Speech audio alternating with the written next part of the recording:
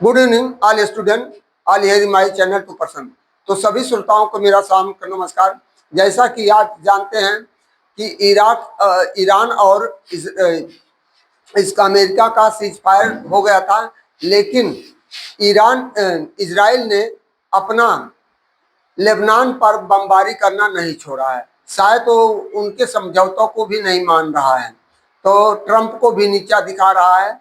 लेकिन बड़ी दुख की बात है, भारत एक धर्मनिरपेक्ष गुटनिरपेक्ष राष्ट्र होते हुए इस युद्ध में कोई भूमिका निभा नहीं पाया। हमारे विदेश मंत्री श्री माननीय जयशंकर प्रसाद जी, इन्होंने भी कोई अपना तटस्थता की नीति नहीं अपना पाए।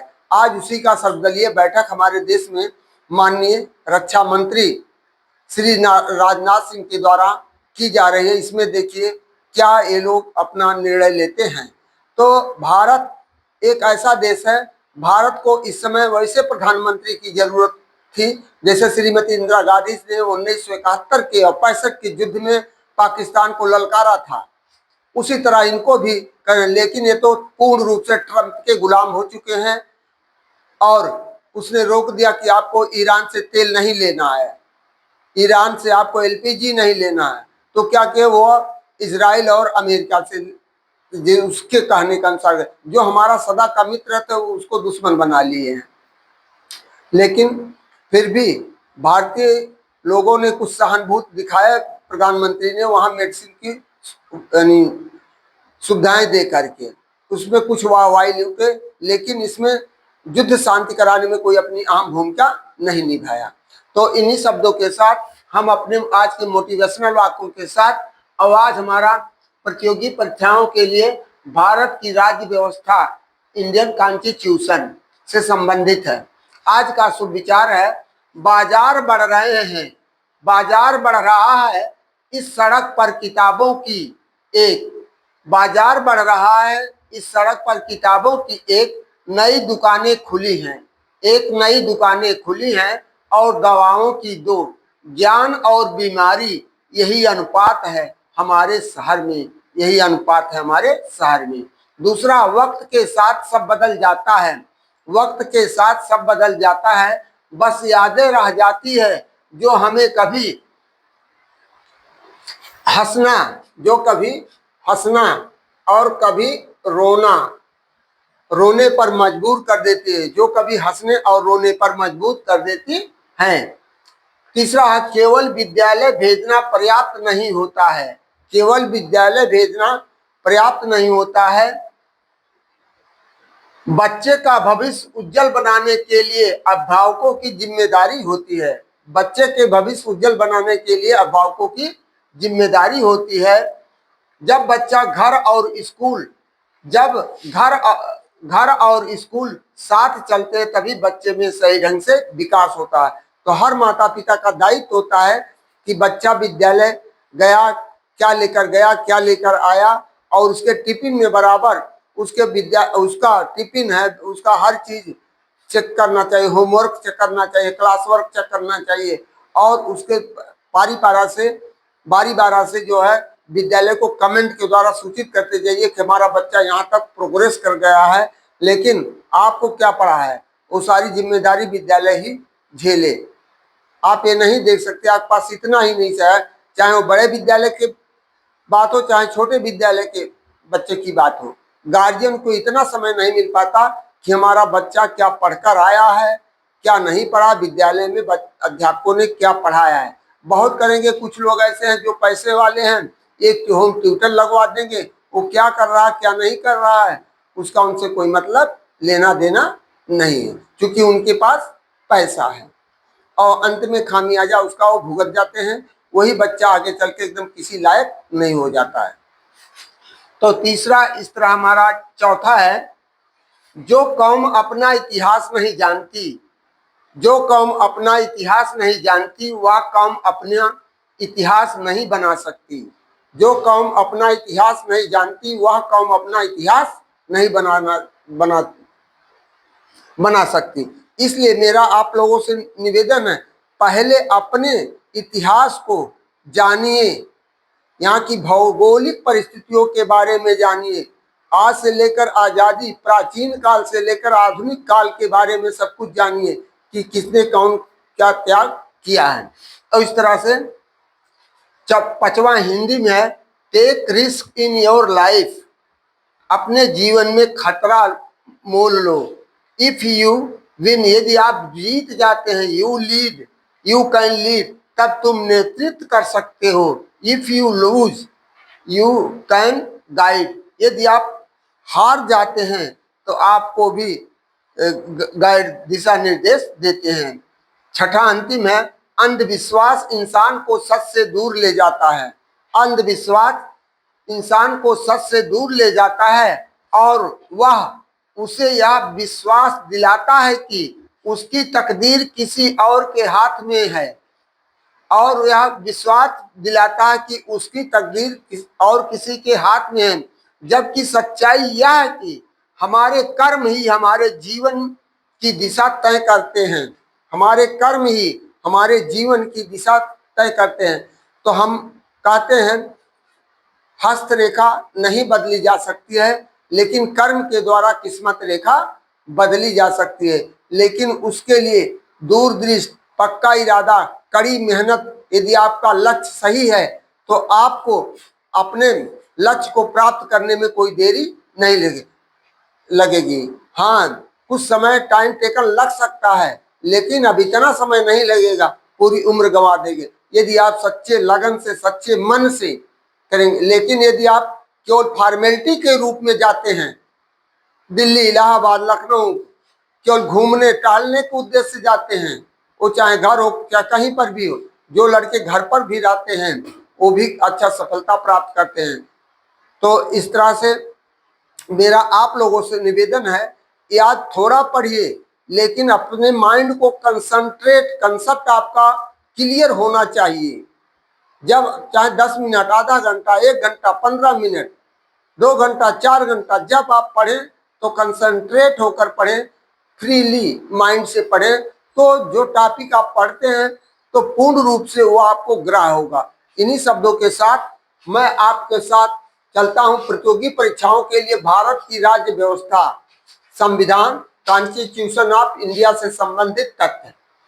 संविधान, संविधान देश का सर्वोच्च कानून है। संविधान क्या है? संविधान किसी भी देश का सर्वोत्तम कानून है। Constitution is the greatest law of country. Constitution is the greatest law of the country. Constitution is the supreme and mother law of country. और क्या? Constitution is the supreme and mother of the law, mother law of the country. It reflects the ideology and system of the nation. It is the prime source of other laws, या अन्य नियमों का स्रोत होता है। Constitution, संविधान। संविधान शब्द की उत्पत्ति, कॉन्स्टिट्यूशन शब्द की उत्पत्ति लैटिन भाषा के कॉन्स्टिट्यूरे शब्द से हुई, जिसका अर्थ है निर्माण। अतः संविधान इक्वल टू बराबर साधन विधान, अर्थात सम्यक ढंग से निर्मित विधान, अर्थात सम्यक ढंग से निर्मित विधान। इस प्रकार किसी देश के सर्वोच्च प्राथमिक मूल कानून को संविधान कहते हैं।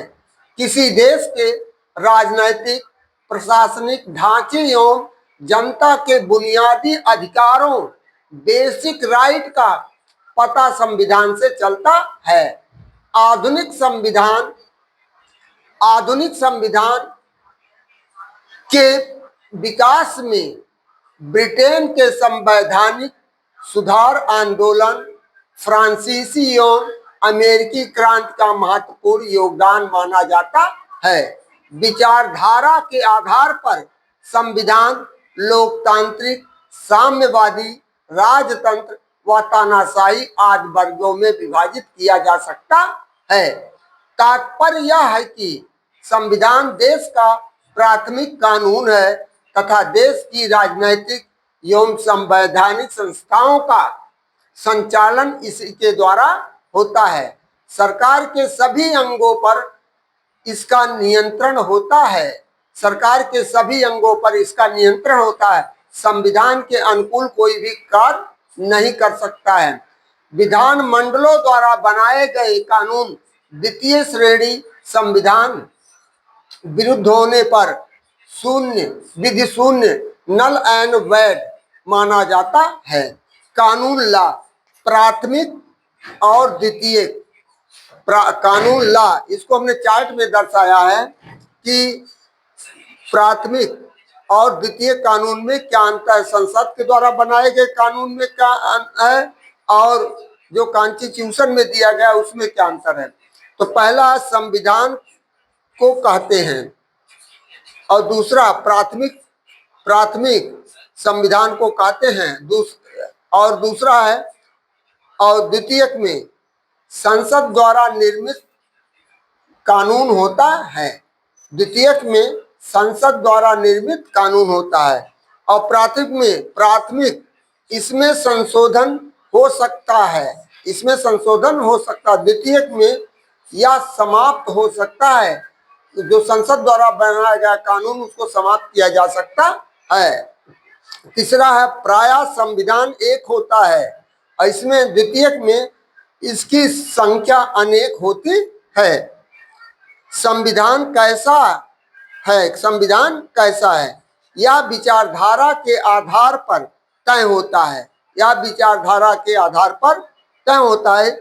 यदि कल्याणकारी तत्व एवं व्यक्ति को महत्वपूर्ण अधिकार संविधान में प्राप्त होता है तब उसे श्रेष्ठ संविधान कहा जाता है।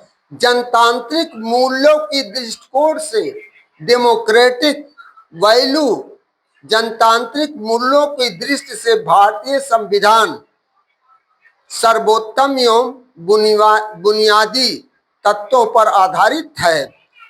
लोकतांत्रिक विचारधारा तत्वों पर आधारित, नंबर 1 लोकतांत्रिक विचारधारा, नंबर 2 संसदीय प्रणाली, नंबर 3 धर्मनिरपेक्षता, नंबर 4 संविधान की श्रेष्ठता, नंबर 5 स्वतंत्र एवं निष्पक्ष न्यायपालिका।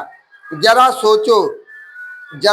सोचो श्रीलंका, म्यांमार एवं पाकिस्तान जो स्वयं को लोकतांत्रिक देश घोषित करते हैं, श्रीलंका, जरा सोचो श्रीलंका, म्यांमार एवं पाकिस्तान जो स्वयं को लोकतांत्रिक देश घोषित करते हैं किंतु नागरिक एवं धार्मिक समूह जो समान अधिकार आज भी प्राप्त नहीं है, क्या इन्हें सचमुच में लोकतांत्रिक देश माना जा सकता है।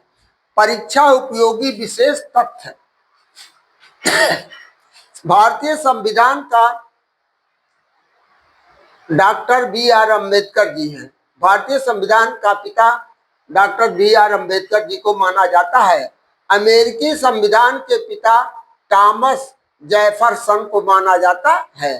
राजनीति शास्त्र का पिता यूनान का अरस्तु, द ग्रंथ पॉलिटिक्स। भारतीय राजनीति का पिता कौटिल्य, ग्रंथ द अर्थशास्त्र। आधुनिक लोकतंत्र का पिता फ्रांस का रूसो, ग्रंथ द सोशल कॉन्ट्रैक्ट है। आधुनिक लोकतंत्र का सर्वप्रथम विकास करने वाला देश ब्रिटेन है। प्रथम लिखित संविधान का निर्माण अमेरिका में 1789 ईस्वी में हुआ और इसके संविधान में 7 ही अनुच्छेद हैं। भारत में राजतंत्र का प्राचीनतम उल्लेख ऋग्वेद में जनस्य गोप्तस्य राज्ञा, क्या ऋग्वेद में क्या दर्शाया गया है, जनस्य गोप्तस्य राज्ञा के रूप में प्राप्त होता है।